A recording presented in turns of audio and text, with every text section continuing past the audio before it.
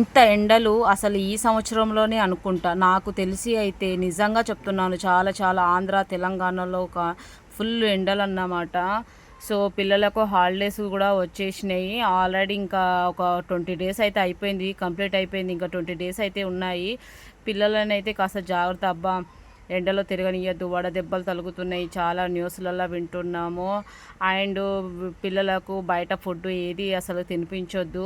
ఇప్పుడు ఎక్కువ మనం కూల్ డ్రింక్స్, ఐస్ క్రీమ్స్ తింటూ ఉంటాము, సో పిల్లలకు ఇస్తాము. సో బయట ఫుడ్ మంచిది కాదు కాబట్టి చక్కగా పిల్లలకైతే ఇంట్లోనే చక్కగా ఏదో ఒక ఫ్రూట్ తోటి మనం చక్కగా జ్యూసెస్ చేసి ఇవ్వాలి. అప్పుడే పిల్లలు హెల్తీగా ఉంటారు, మనం కూడా హ్యాపీగా ఫీల్ అవుతాము.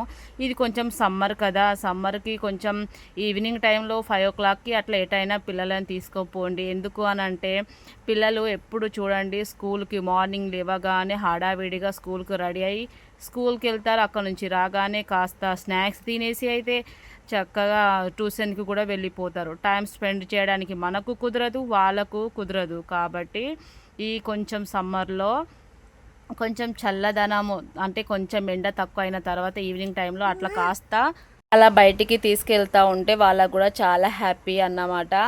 పిల్లలకు ఈ టైంలో కదా మన బాండింగ్ అనేది ఎక్కువ పెరుగుతుంది. సో అలా అయితే కొంచెం తీసుకెళ్తూ ఉండండి. నాకైతే ఇంకా ఆ పొజిషన్ రాలేదు, ఎందుకంటే నా పిల్ల చిన్నగా ఉంది కాబట్టి. సో అందుకే మీకు అంటే మామ్స్ ఉంటారు కదా, సో వాళ్ళకి చెప్తున్నాను. నేను మామ్సే, కానీ నా కూతురు చిన్నగా ఉంది కాబట్టి సో మీ అందరికీ యూజ్ఫుల్ అవుతుందని అయితే చెప్తున్నాను. సో ఇక్కడైతే వీడియోలోకి వచ్చేసి అయితే నేనైతే బీట్రూట్ కట్ చేస్తున్నాను. సో నేనైతే దీంతో ప్రియాంశికి రోజుకి ఒక చిన్న గ్లాస్ తోటి అయితే బీట్రూట్ కానీ, క్యారెట్ కానీ, పుచ్చకాయ, ఇలా లెమన్ ఏదో ఒకటి కొంచెమైనా ఆమెకు నేను తాగిపిస్తూ ఉంటాను. ఎందుకంటే సమ్మర్ కదా, ఏదో ఒకటి ఇస్తూ ఉండాలి. అన్నం కూడా తను సరిగ్గా తినడం లేదు.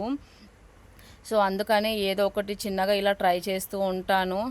ఇక ట్రై చేసుడు ఏమో కానీ ఇప్పుడు నేను మిక్సీ పడితే మాత్రం అబ్బా కూతురు లేసేస్తారన్నమాట. అందుకే సో తర్వాత పట్టుకుంటాను. ప్రియాంశకి అయితే ఒకటి నేను ఆల్రెడీ ఇంతకుముందు ఒక జ్యూస్ చేశానన్నమాట.